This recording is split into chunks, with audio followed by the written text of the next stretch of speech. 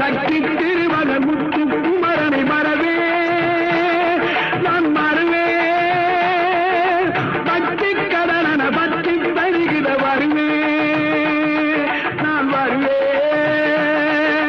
பரமணி திருமகனே அழகிய தமிழ் மகனே பரமணி திருமகனே அழகிய தமிழ் மகனே காண்பதெல்லாம் உனது முகம் அது யாரு முகம் காலமெல்லாம் நான் உனக்காக ஒரு பெரிய வாழ்க்கையை தயார் செய்து வைத்திருக்கிறேன்.